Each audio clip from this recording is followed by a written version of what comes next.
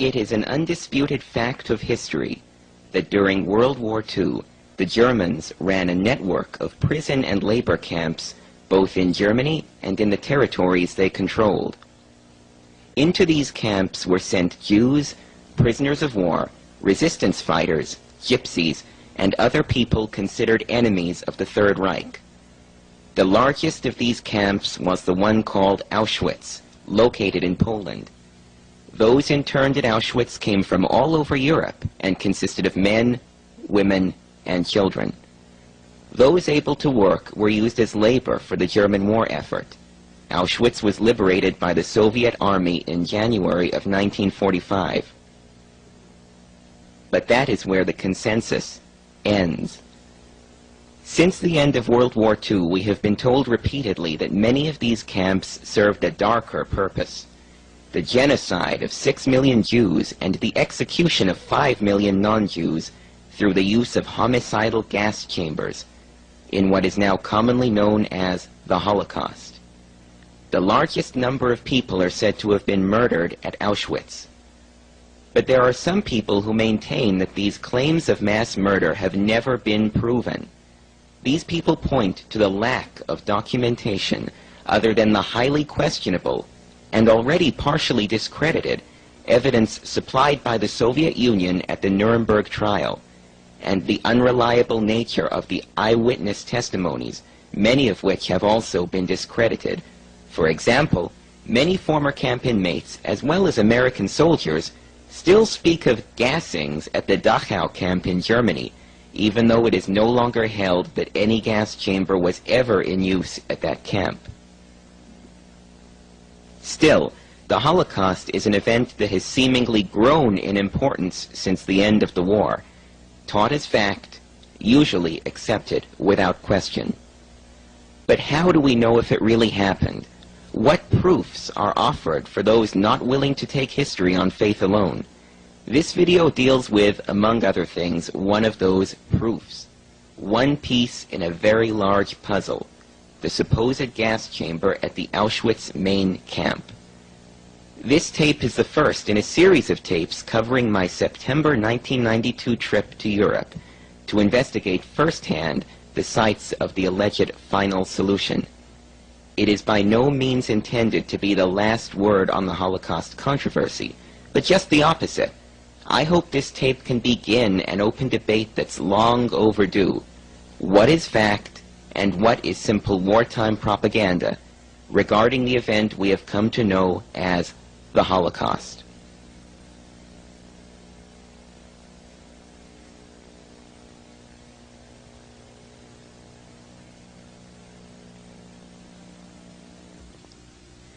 This is the Auschwitz main camp, or Stammlager. There are three parts to what is known as Auschwitz. There is Auschwitz I, the main camp, a well-built compound which existed before World War II as a military barracks, and was slightly modified by the Germans when they took it over.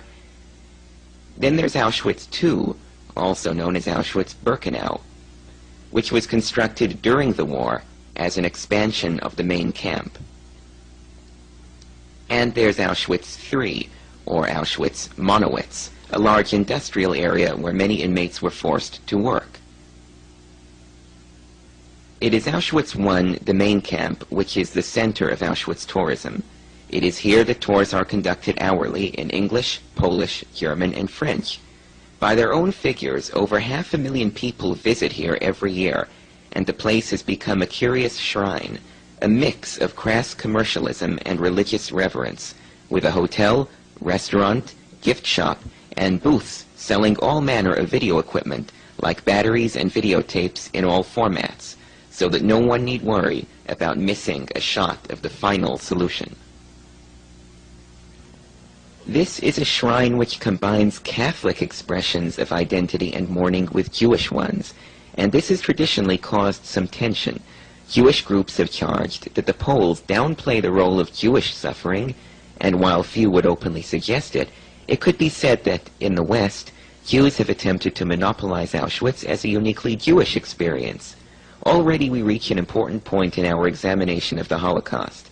It is an event interpreted differently in various corners of the world. The Soviets have always stressed the suffering of Russians, Poles, Ukrainians, and others. Post-World War II Soviet propaganda films often made little mention of Jews. To the Polish locals, Auschwitz is given a Catholic face with all the usual fetishes. The suffering of Polish priests and other martyrs is stressed, and the attempted extermination of the Polish people is the preferred theme. But in the Western world, we get a single-mindedly Jewish interpretation, with the non-Jewish deaths being used mainly to keep non-Jewish interest in the Holocaust alive by giving non-Jews some involvement in it. But we are told that even though non-Jews suffered as well, it is the Jews and the Jews only who were marked for extermination. This schism has often resulted in well-publicized disputes, such as the convent of Carmelite nuns who took up residence here at Auschwitz against the wishes of many Jewish groups, and the time a touring Polish Auschwitz exhibit was protested for not being Jewish enough. However, at the camp itself, there's more than enough victimization to go around. The layout of the Auschwitz main camp is fairly simple.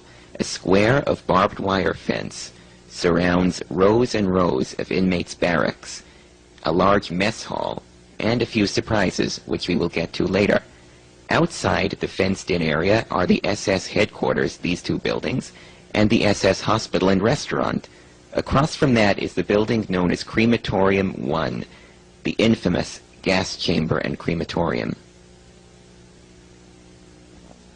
Most of the inmates' barracks have been converted into museums, which make up the bulk of the guided tour. The rest of the barracks are used as either archives or offices for museum staff. One barrack, Block 11, has been kept in its original state. It was the camp prison, and it is now referred to, naturally, as the Block of Death. Which brings up another interesting point: what is shown on the tour and what is not. During the tour, you are shown the Block of Death, the so-called Wall of Death, naturally right next door to the Block of Death, and exhibit after exhibit specifically designed to affirm atrocity stories and portray Auschwitz as a death machine, a place where internment meant extermination. But what don't they show you? To start with, a building which could conceivably be called the Block of Life, a massive disinfestation complex where Zyklon B gas was used daily to combat lice and the disease they carried. These were the real gas chambers, except their victims were clothing and mattresses, and their purpose was to preserve the health of the inmates. Holocaust experts don't deny the purpose of this building. They just don't like mentioning it. After all, why complicate things? Also forgotten is the Auschwitz Camp Theater, the current home of the aforementioned convent of nuns.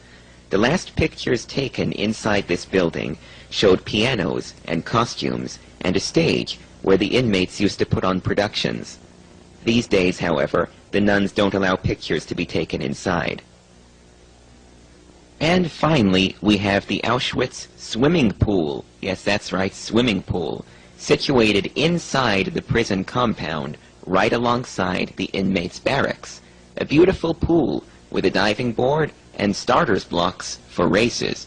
To their credit, the Auschwitz camp officials have not tried to remove this distraction, but if you want to see the pool, you need to know already that it exists, because you won't find it on the tour.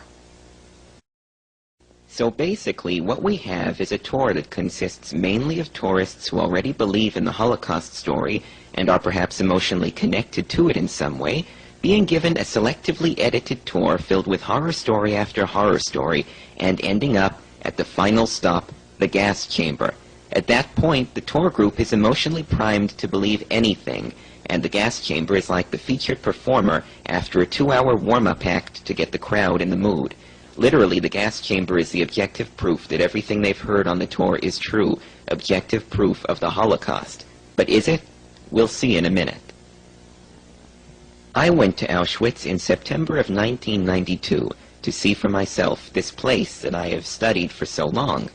I paid extra for a personal English-language tour guide, a young lady named Alicia who gives tours in Polish, German, and English. And I wore my yarmulke, just so nobody missed the point that I'm Jewish. I figured that way I could ask my questions in a manner that would not make me look like a revisionist. You see, in the past, revisionists haven't had much success in getting answers from the Auschwitz officials. But I would come off as a righteous Jew, wanting to know the real facts, and answer those who say the Holocaust never happened. For the sake of clarity, not only am I a revisionist, I am also quite proudly an atheist.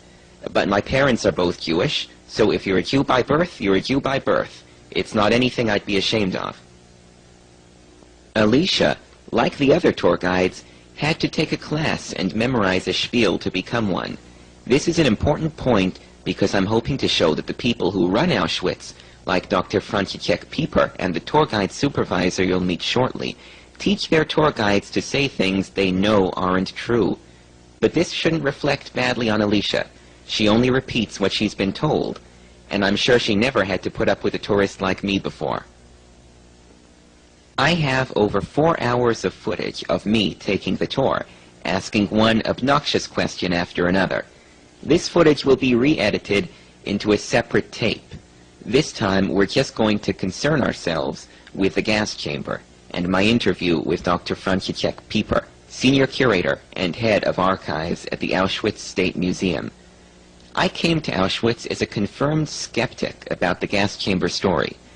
I know to some people critically examining the Holocaust is the ultimate sacrilege, but you'll have to realize that I have no sacred cows, and understanding what really happened is important to me, and I'd ask that you respect that.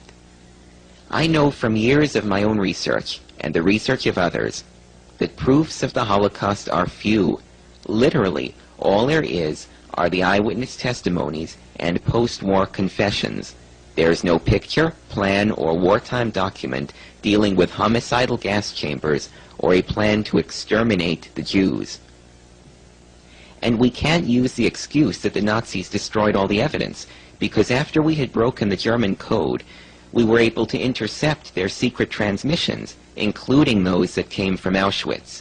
The key to understanding the Holocaust story is understanding the true nature of the things passed off as proofs. Everything that is used as evidence of the Holocaust also can be said to have a perfectly normal explanation. For example, these exhibits are said to be the material proofs of exterminations. There's the piles of human hair. But what does that prove? It's acknowledged that each inmate had his or her head shaved because of the lice problem. That's not denied, so why wouldn't there be piles of human hair? What about the piles of shoes and clothing? Is that a proof? It's a fact that the prisoners were issued a uniform upon arrival, including shoes. So why wouldn't there be piles of inmates' shoes and clothing? It doesn't prove anybody was killed. And that's giving the Soviets and Poles the benefit of the doubt that the clothes and hair are genuinely from the camp during its operation. What about the canisters of gas? No one denies that Zyklon B was used to disinfect clothes and also buildings. Zyklon B was one of the premier pest control agents in Europe at that time. It was present in most of the concentration camps, including those that are not said to have had homicidal gas chambers in them. The typhus epidemic that spread throughout Europe during the war and also spread through the camps called for stringent lice control procedures. In his book, Auschwitz, Technique and Operation of the Gas Chambers, published by the Klarsfeld Foundation and meant to refute revisionists, Jean-Claude Pressac admits that over 95% of the Zyklon B used by the Germans was used to disinfect. He assigns only 5% to homicidal purposes, and this from a Holocaust supporter. So what other proofs are offered? Well, there's the usual pictures of sick inmates, which proves the groundbreaking thesis that people got sick in the camp. Once again, I'll add that nobody denies the typhus epidemic, which resulted in many deaths. Then there's the artwork and the pictures of children, but at this point it's looking pretty bad for somebody looking for objective proofs of the gas chamber. And some of the proofs they present actually work against the concept. For example, they have one of several aerial photographs taken of Auschwitz by the Allies during the war. They don't mention, however, that when blown up, these photos don't show people being gassed or bodies being burned. even though they were taken during the time killings were said to be going on almost non-stop. I won't even go into the special money the Germans printed for Auschwitz inmates, or the fact that even though it is said that Jewish children were killed immediately, both Anne Frank and her sister were sent to Auschwitz and survived, later being transferred to the Bergen-Belsen camp, where they are said to have died from typhus. But all this bickering would be pointless if we could see a genuine gas chamber for ourselves. That, of course, would most effectively end the argument. Which brings us to the building I'm standing in front of, the gas chamber and crematorium. Pictures of this building have been featured in book after book on the Holocaust. After all, what better proof it all happened? Revisionists don't dispute that this is a real building from during the war. We say that it was indeed a crematorium and a mortuary, which also was used as an air raid shelter for the SS men in the hospital and restaurant right across the street from it. The Auschwitz people say it was indeed a mortuary and a crematorium, with the mortuary part, which you're looking at right there, later being used as the gas chamber. They also say that it was used as an air raid shelter. And they have, in the past, admitted that the large brick chimney at the side of the building is a reconstruction, which is no big shock to anybody because it clearly isn't connected to the building in any way. Now let's go inside. Once inside, we can see why revisionists have had such a field day with this building. Obvious marks on the walls and floors, where apparently walls had been knocked down, equally obvious holes in the floor where bathroom facilities had been. We maintain that, unlike the large hollow chamber we now see, this room had once been 5 rooms, including a bathroom. I should add that there is no Zyklon B blue staining in the walls, as there would have been with repeated Zyklon B use, and as there were and still are in the disinfestation chambers. A flimsy wooden door with a big glass pane in it, and a doorway with no door and no fittings for a door leading to the crematorium ovens. And I should also mention the big manhole right in the middle of the gas chamber.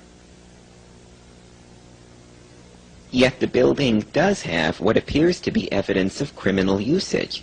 4 holes in the ceiling, which lead to the roof, where 4 little chimneys stand.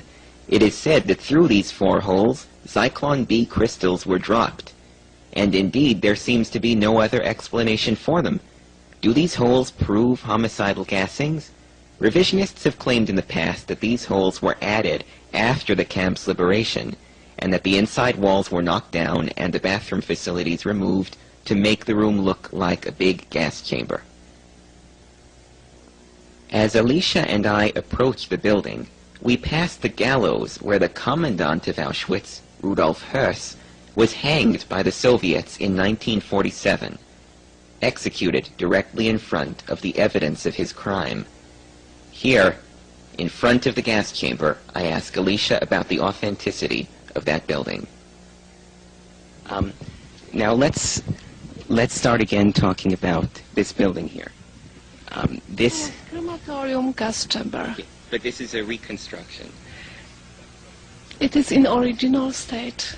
Original state. Now there, Alicia has very clearly represented the gas chamber as being in its original state. Once inside, I asked her specifically about the 4 holes in the ceiling. Are those the original holes in the ceiling? It is in original part. Original. It is original. Original through this chimney was dropped Zyklon B. I then asked Alicia if any walls had ever been knocked down in the room exhibited as the gas chamber. So this part was all the gas chamber. Mm-hmm. Were there walls here at one time? But here it was only one room. Only one room. That here I know here. When here I show picture of gas chamber, it was only one room here. So were there ever walls here? No. Let's pause here to recap the gas chamber according to our tour guide. She states that the room is in its original state, that the ceiling holes are original, and that no walls were knocked down. Unsatisfied with her answers, I continued to badger poor Alicia about the real history of this room, feeling somewhat exasperated at the fact that nothing she could say would shut me up. Alicia went to get a woman who was introduced to me as the supervisor of tour guides for the Auschwitz State Museum. When I saw this woman approach, I figured I was either going to get a straight answer or kicked out of the camp. This is what I can suggest. It will be much better to go to our scientists in the State Museum and to talk with. They show you a lot of plans which we still have in the archives. Where would that be? I don't think that it's open today, but probably in Monday it will be possible. That's the Auschwitz State Museum? Yes. Is that in Oswiecim? Is that Here, in block number in 24 and 23, I'm not sure about Would this. it be possible for me to make an appointment to see him on Monday, perhaps? That's true. So it was here that it was first suggested I meet with the head of archives and senior curator, Dr. Franciszek Pieper. Still, fearing that such a meeting might not come about, and assuming that the supervisor was probably in the loop regarding any reconstructions, I decided to get her input regarding the supposedly original holes in the ceiling. Are those the original holes in the ceiling? No. They've been rebuilt? Yes, Okay. After the war? after the war. So, if you're keeping score, that makes it 1 vote for original, 1 vote for not original. I guess that would make Dr. Pieper the tiebreaker. Now, before we proceed any further, a little digression is needed about some genuine Holocaust revisionism. Dr. Franciszek Pieper is one of the Holocaust experts most directly responsible for the lowering of the Auschwitz death count. Along with other scholars like Israeli Holocaust expert Dr. Yehuda Bauer, it was decided around 1989 to admit publicly that fewer people died at Auschwitz than had previously been reported. In his book, Auschwitz, How Many Perished, Dr. Pieper concludes that the old Soviet-provided figure of 4 million is wrong, and that the real figure is closer to 1.1 million. Now that's no small revision, an admission that the Soviets exaggerated the figure by almost 4 times. We can also see how the fraudulent figure has been an ingrained part of supposedly factual Holocaust history for almost 50 years. As late as 1988, in the official Auschwitz State Museum guidebook, you'll find on page 19 an official affirmation of the 4 million figure. The Soviet State Extraordinary Commission for the Investigation of Nazi Crimes stated that no less than 4 million people perished in Auschwitz. The Supreme National Tribunal in Poland stated that about 4 million persons perished in Auschwitz.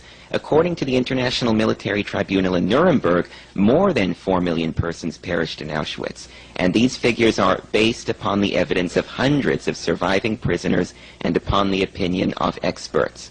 Well, this shows that not only was fraudulent Soviet evidence admitted as fact at Nuremberg, but also that survivors and experts can be wrong. And, if it matters, many Holocaust revisionists believe that the actual total of dead at Auschwitz is even less than 1.1 million. But still, there is no possibility that even the most extreme Holocaust revisionist in the world could possibly revise the figure any more than the Holocaust experts already have.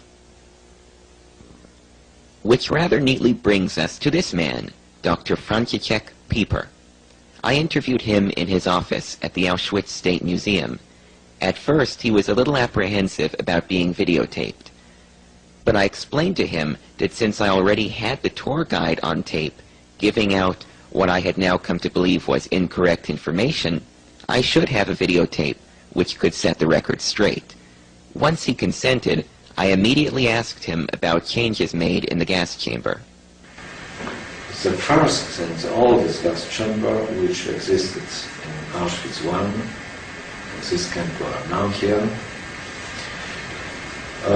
operated from autumn 1941 to December 1942, approximately 1 year. Crematorium nearby this gas chamber worked longer, 2 the middle of 1943. In July 1943, the crematorium was stopped and the bodies of the prisoners died in Auschwitz I were from the time transferred to Birkenau. In 1944, in connection with the bombardment of Auschwitz by Allies air forces,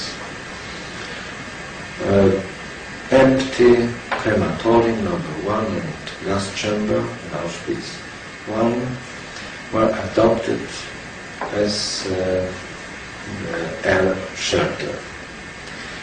The the additional walls were built inside the former gas chamber. The additional entrance was made from the east side of the gas chamber, and the openings in the ceiling, the gas siphon B was discharged inside, were at that time liquidated. So, after the liberation of the camp, the former gas chamber presented the view of air shelter. In order to gain the earlier sight of this object, the inside walls built in 1944 were removed, and the opening and the ceiling were made anew. So now this last chamber is very similar to this one which existed in 1941-1942. But not all details were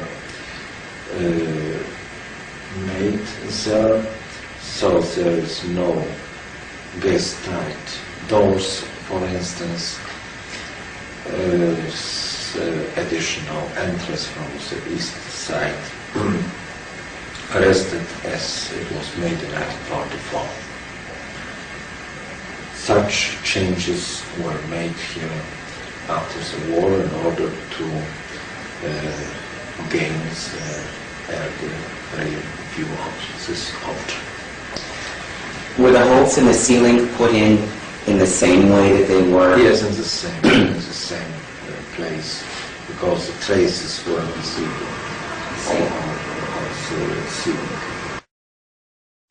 Here, I think we should recap what Dr. Pieper has told us. According to him, the room was a gas chamber, but was later turned into an air raid shelter, at which time dividing walls were built, the holes in the ceiling were removed, and a new door was added on one side of the gas chamber. However, after the camp's liberation, the dividing walls were knocked down, the holes were put in the ceiling. However, the new door was not removed. I think here there are three main points that have to be made. The first of these is that we are looking at a clear deception. As I have shown, the gas chamber is shown off to tourists as being in its original state, even though the museum officials know better. Dr. Pieper appears to be very nonchalant about the fact that changes were made after the war. But if it isn't such a big deal, then why hide it from the tourists? And that's not all. In May of 1992, British historian David Irving was fined by a German court for telling a meeting in Munich exactly what you've just heard Dr. Pieper tell you. In fact, Pieper was even called as a defense witness, but the judge wouldn't allow him to testify, even though it might have cleared Irving. Once again, I'll say, if this is not such a big deal, why fine somebody for saying it? Our next point is, the gas chamber is no longer valid as proof in its present state. It is not a proof of homicidal gassings unless it can be shown that, at some time during the war, this building had 4 holes in the ceiling and no dividing walls, during the time the Germans were operating the camp. Which brings us to our final point. the reconstruction itself. With the information we now have, we can say that there are two different views of the gas chamber reconstruction. The first one, the official view, holds that the Soviets and Poles created a gas chamber in an air raid shelter that had been a gas chamber. The revisionist view holds that the Soviets and Poles created a gas chamber in an air raid shelter that had been an air raid shelter. So how do we know which one is correct? Well, obviously the burden of proof is on those who say that there was a gas chamber at one time in that building. Do they have any evidence at all to support that claim? In my tenure as a Holocaust revisionist, I'm sure if there was any, I'd have seen it. I can also add that those questionable 4 holes in the roof of the building are not detectable in any of the aerial photograph blow-ups that I've seen. To get to the truth of this matter, there are some other pertinent questions that can be asked. If there was at one time a functioning gas chamber in this building, why was its operation halted, especially if the Nazis were running Auschwitz as an extermination center? Well, Dr. Pieper has an answer for that one, too. In an essay published in the Polish book Auschwitz, Pieper writes that exterminations were moved to new gas chambers in the Auschwitz-Birkenau complex because it had become too difficult to keep the gas chamber at the Auschwitz main camp a secret from the inmates. This has apparently become part of official Auschwitz lore because it's something that Alicia repeated to me on the tour. In spite of, this crematorium was next to blocks where the prisoners lived. That's why extermination was moved to Birkenau. That's why 4 crematoriums with gas chambers were built in Birkenau. Now, let's be perfectly clear about this. They say that exterminations were moved to Birkenau because the gas chamber at the main camp was too close to the inmates and therefore they could know what was going on. But is this even remotely accurate? Let's refer back to our map of the main camp. Now here's the gas chamber right there, and there's the rows of inmates' barracks. As you can see, the gas chamber is well outside of the prison compound and is hidden from view by the 3 SS buildings, which effectively hide it from the inmates' sight. Plus, we're told that arrivals who were going to be gassed would be taken in through here, thus avoiding any and all contact with the other inmates. This was a gas chamber that could have functioned completely isolated from anybody's notice. Now this is Auschwitz-Birkenau in an Allied aerial photo from September 1944. These are the 2 crematoriums and gas chambers, with the crematoriums above ground and an L-shaped below-ground rooms that were either gas chambers or mortuaries. And here you have the rows and rows of inmates' barracks. Now the thing that becomes immediately clear is there is nothing but a barbed wire fence hiding the inmates' barracks from the gas chambers. And this over here was the Auschwitz sports field right next door to the gas chambers. And another thing to notice is not only could you see the gas chamber parallel with the barracks, but you could see diagonally to the one across the way from you.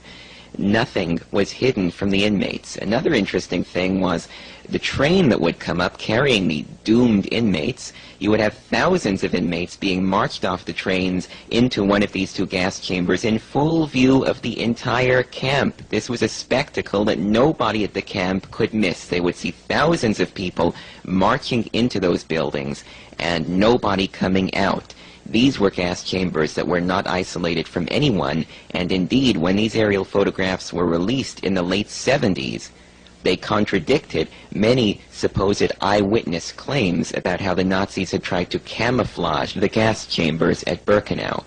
I spent several days here at Birkenau, and the footage I have, which is available on a separate tape, dramatically shows everything I've just been saying. Frankly, I don't think Pieper's claim holds any water. Another question that should be asked, is there any Zyklon B residue in the gas chamber, knowing that cyanide gas would in fact leave a residue? In 1988, execution equipment expert Fred Lucher conducted forensic examinations on the gas chambers at Auschwitz. To answer that question, he took samples from the 4 gas chambers at Birkenau, the one at the main camp, and a control sample from one of the disinfestation chambers that we know did use Zyklon B. Now, the gas chamber samples showed almost no appreciable traces, whereas the disinfestation sample literally went right off the scale. More importantly, though, in 1990, the Institute of Forensic Research in Krakow decided to conduct their own forensic tests to see if they could refute Fred Lütjer's findings, and they did this with Dr. Pieper's help. And their own tests got back the same results. So since then, the question has not been, are there any appreciable traces of Zyklon B residue in the gas chambers, but instead, why are there not any appreciable traces? I put this question to Dr. Pieper. I asked him, why are there so few appreciable traces in the homicidal gas chambers compared to the large amounts of traces found in the disinfestation chambers? Gas chamber, gas cyclone B was operated very short time, about 20, 30 minutes during 24 hours, and in the disinfection rooms it operated the whole day and night. And such was the procedure of using gas in disinfection rooms and gas chamber. Now let's be perfectly clear about what Dr. Pieper is saying. I ask him, why is the residue count high in the delousing chambers but low in the homicidal ones? And he answers, because the delousing chambers were used, quote, day and night, whereas the homicidal ones were used, quote, about 20-30 minutes during 24 hours, which would account for roughly 1 gassing a day. Now, not only does this contradict the eyewitness testimonies, which speak of repeated homicidal gassings going on day and night, but Dr. Pieper also manages to contradict himself, because later on in the interview I ask him how many groups of people a day would be gassed, and he too speaks of repeated gassings. How many groups of people every day were gassed in Krima 2 and 3? Do you know? It's difficult to say, because there were periods when gas chambers were used every day, and several these actions repeated, gassing, burning, and so on. We have to ask this question. Could the high death rate at the camp have occurred if the gas chambers were used only 20-30 minutes during 24 hours, as Pieper initially claimed they were? In a New York Times article about the aforementioned book by Jean-Claude Pressac, written to refute revisionists, New York Times writer Richard Bernstein writes that, according to Pressac, it would have been necessary for the extermination rooms to have been emptied of corpses and refilled with new victims every half hour or so, as would have been necessary for such a large number of victims. In other words, he realizes that for such a high death rate, multiple gassings every day at an extremely fast pace would have been necessary. So what we have here is a contradiction. The concept of limited use of the chambers could conceivably explain the lack of residue, but limited gassing contradicts eyewitnesses and makes the high gassing death rate technically impossible. Also, the concept of limited gassing makes ridiculous the idea of German intent to completely wipe out the entire Jewish population. Literally, to support one part of the Holocaust story, Pieper ends up jeopardizing another. Unfortunately, what passes for Holocaust history has become such a complex balancing act of rationalizations. This is why its proponents prefer you not ask too many questions, like the ones concerning Zyklon B. And what about the gas itself? We are shown many canisters of Zyklon B gas as proof of the final solution, but apart from delousing, which everyone agrees on, and homicidal gassings, which the Auschwitz officials maintain, did the gas have any other uses? Also for disinfection of the buildings. So there was such Was it routine for the buildings to be disinfected? From time to time, such actions were carried out. to remove lysis. Now let's recap again. We now know that Zyklon B gas was used to delouse clothes, to disinfect buildings, and if you'll remember the calculations of Holocaust supporter Jean-Claude Pressac, over 95% was used for disinfection, with only 5% or less used for homicide. This seems like a great amount of effort on the part of the Germans to preserve the health of people who were meant to be exterminated. And I think at this point we can move on. We return now to our job of trying to decide between the two alternate views of the reconstructed gas chamber.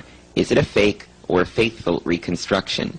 One very important question is this: can we trust the Soviets to have faithfully reconstructed the gas chamber?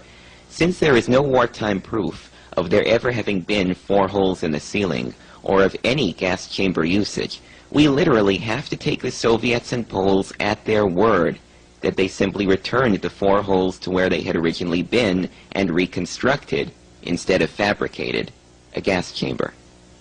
If we're going to try to establish Soviet intent, we need to look at what precedent there is concerning Soviet truthfulness regarding the Holocaust story.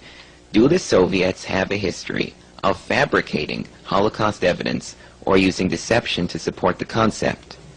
Well, as we've already shown, the Soviets quite brazenly exaggerated the figures of dead at Auschwitz by at least 4 times. But was this simply a well-intentioned error on their part? We are told in the Auschwitz guidebook, and also by other sources, that the reason it was so difficult to ascertain the number of victims at Auschwitz was because the Nazis had destroyed the appropriate records. This concept was also repeated to me by Dr. Pieper. Who initially came up with the figure of 4 million people dying at Auschwitz? It was estimated by Soviet Commission for Investigating of Auschwitz because of the fact that the Nazis destroyed the documents of the camp. But in fact, the Auschwitz camp death records were held by the Soviets, not released until 1989. These documents were not destroyed by the Nazis. I think we can assume that during all those years the Soviets were handing out their exaggerated death figures. They knew they had these books in their possession. We can also look at discredited charges made by the Soviets and supported by the other Allies at the Nuremberg trial. The Soviets claimed that there were steam chambers for killing inmates at the Treblinka camp in Poland. Now, of course, that claim has been quietly dropped. Also dropped are the claims of electro chambers. Most interestingly, we have the Soviets at Nuremberg claiming that it was the Nazis, not the Soviets, who murdered the thousands of Polish officers in the infamous Katyn Forest massacre. These days, of course, the Soviets have admitted that they are the ones responsible, and most legitimate historians knew this all along. But at Nuremberg, the Soviets claimed that the Nazis bribed and threatened people to falsely blame the Soviets. The now discredited atrocity stories of Nazi-created shrunken heads and human skin lampshades were also exhibited as fact. And in an almost inconceivable charge, it was claimed that the Nazis exterminated Jews with an atomic bomb. Also presented as fact was the story that the Nazis made soap from the bodies of Jews. Let's examine this one a little more closely. Now, the Soviets actually submitted supposed Jewish soap at the Nuremberg trial, but today Holocaust scholars like Raoul Hilberg, Yehuda Bauer, and Deborah Lipstadt agree that these accusations are groundless. But let's be more specific here. Simon Wiesenthal, perhaps one of the most recognizable names in the Holocaust arena, wrote in 1946 in a series of articles for an Austrian Jewish paper about boxes of Jewish soap.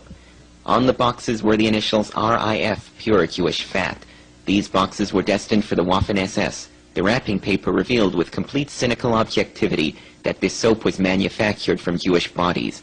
The civilized world may not believe the joy with which the Nazis and their women in the general government thought of this soap. In each piece of soap they saw a Jew who had been magically put there and had thus been prevented from growing into a second Freud, Ehrlich, or Einstein. How very fiendish! It's not hard to imagine such devilish behavior after decades of seeing two-dimensional Nazi villains in movies and on TV. The soap story has also been immortalized in William Shirer's best-selling Rise and Fall of the Third Reich, as well as in countless other Holocaust articles, books, and even school textbooks. But can we speak with such certainty about this incredible atrocity? Nowadays, those designated as Holocaust experts are as firm as Wiesenthal and Shirer regarding the soap story, except that they say it isn't true.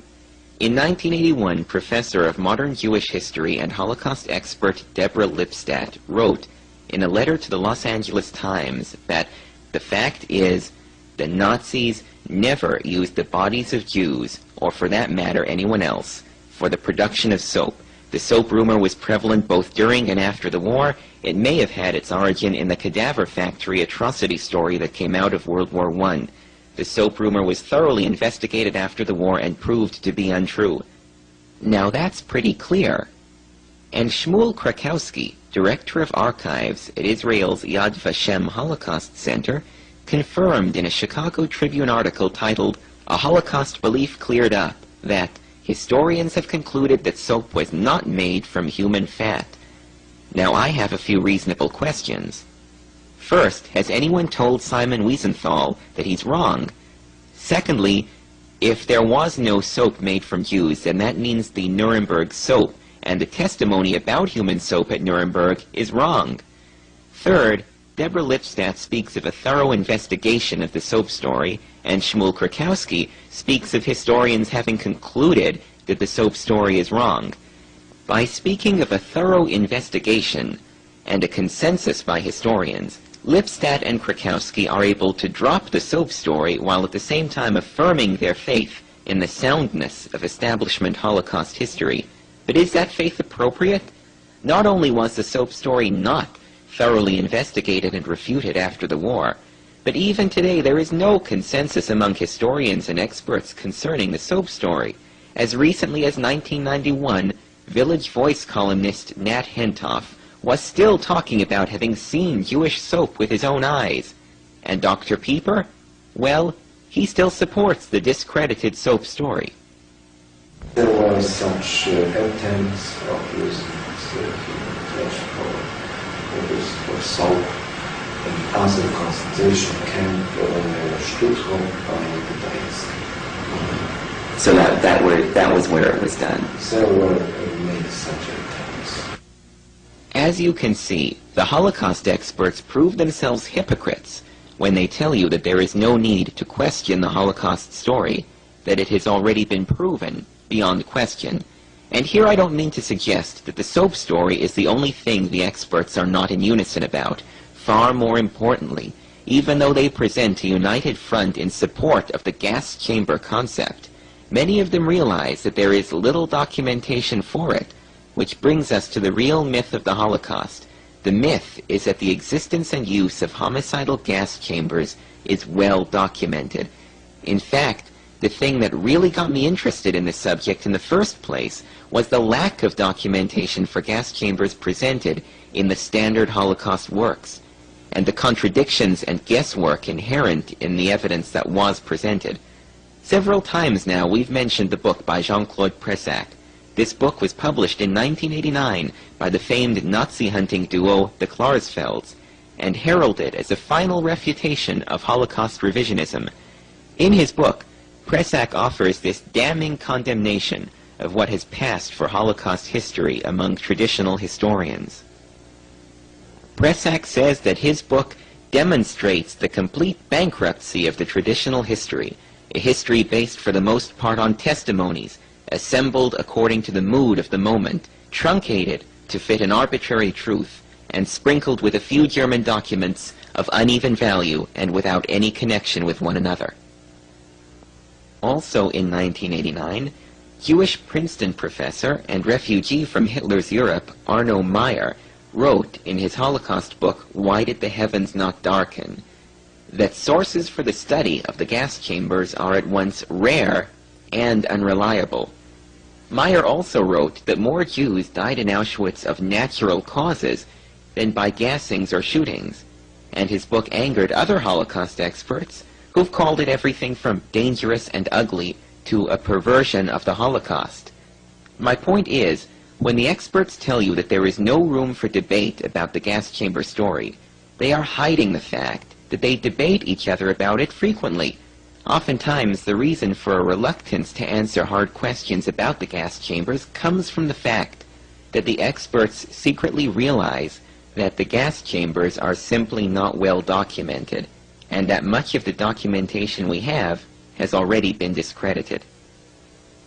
Indeed, the specter of fraudulent Holocaust evidence from the Soviets has reared its head in more current events, like the prosecution of Ukrainian-American John Demyanyuk, whose incredibly flawed war crimes conviction was based, in part, on faulty Soviet evidence. And speaking of fraudulent evidence, some Holocaust experts seem to have difficulty explaining the difference between what's fraudulent and what's real. We return briefly to Jean-Claude Pressac's book on Auschwitz, a book meant to refute revisionists.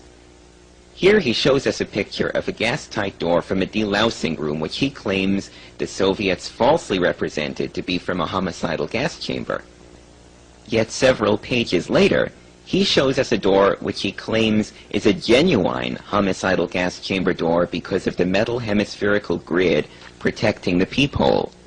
Pressac offers this door as a proof that homicidal gassings occurred, but there's just one unanswered question. How does Pressac know that this door, too, isn't a Soviet put-on? If we admit that the Soviets went around misrepresenting and reconstructing things, how can we tell a difference between what's real and what's not? In the case of that supposedly genuine door with the metal grid over the peephole, I asked Dr. Pieper if I could see it for myself. In Pressac's book, he has a picture of a gas-tight door with a metal grid around the peephole.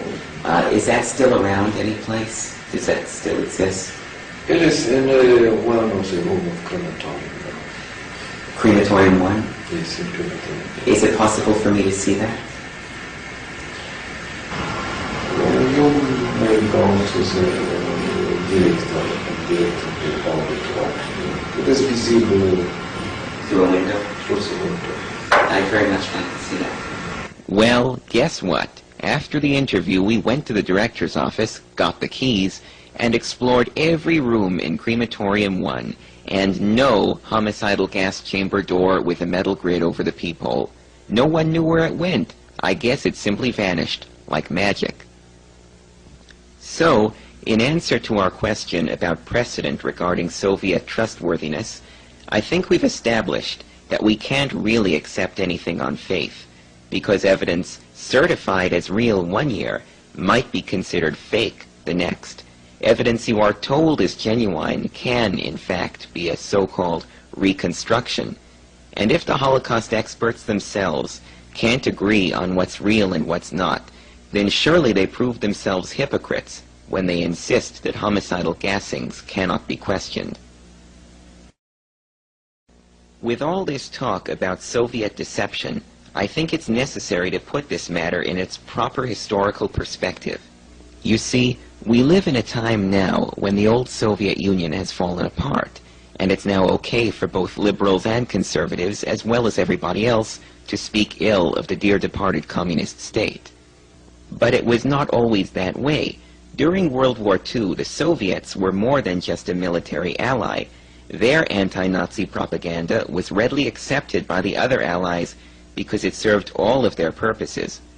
It has to be understood that Russia's communists and Germany's fascists had had a long-running propaganda battle, both before the Hitler-Stalin non-aggression pact and, of course, after, with the outbreak of war.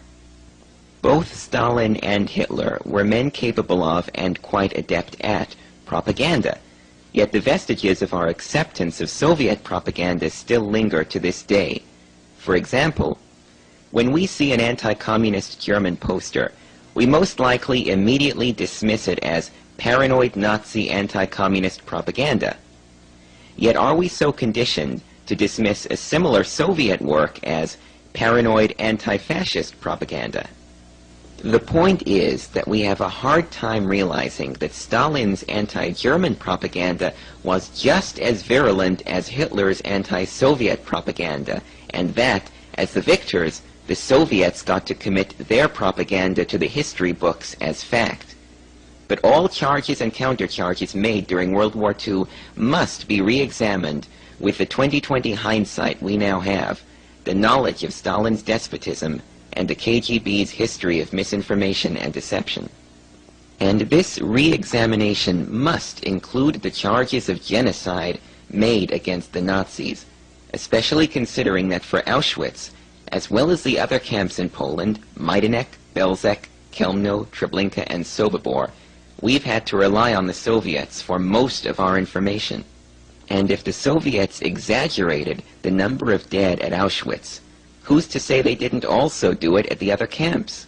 Why would they exaggerate Auschwitz by 4 times and then be brutally honest about Treblinka?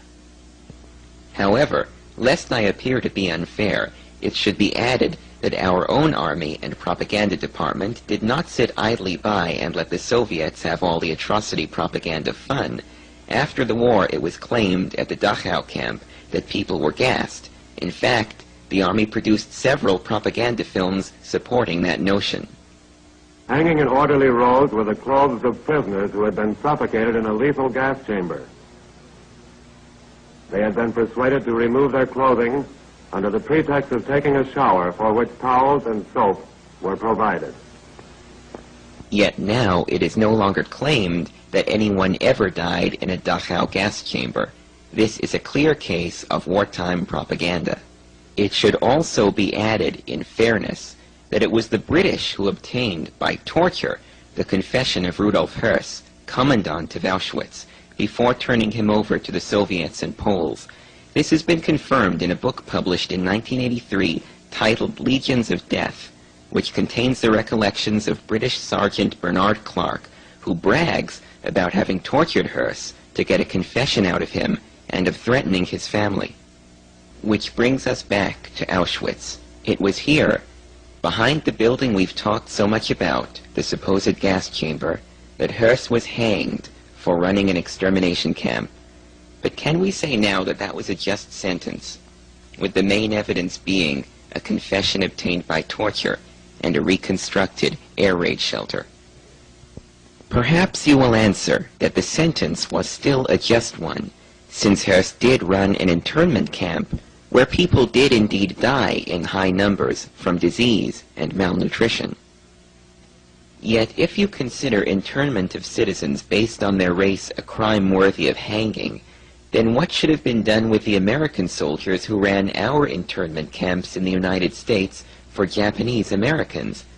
And if you consider running a camp with such a high loss of life a crime punishable by death, what should have been done with General Eisenhower and his soldiers, who ran post-World War II prison camps where anywhere from several 100,000 to over 1 million Germans died from disease and malnutrition? Camps that prompted Lieutenant Ernest Fisher of the 101st Airborne Division and former senior historian of the United States Army to remark in the recent book Other Losses that starting in April 1945, the United States Army and the French Army casually annihilated about 1 million men, most of them in American camps. Eisenhower's hatred, passed through the lens of a compliant military bureaucracy, produced the horror of death camps unequaled by anything in American military history, an enormous war crime. Clearly, the only thing that separates Auschwitz from what the Allies did is the concept of exterminations, of genocide, of homicidal gas chambers. If you remove the exterminations from the Auschwitz equation, you are left with a tragedy, yes, but not a unique tragedy. A war crime that was duplicated by the Allies during World War II. So our question regarding the authenticity of the Auschwitz main camp gas chamber takes on an added importance. Was it a real gas chamber, or a simple air raid shelter redone to look like one? And if we haven't reached a definite answer to that question in this short video, at least, hopefully, I've shown that it is a legitimate question to ask. And although there might not be any easy answers, one thing is for certain: this issue is far from over.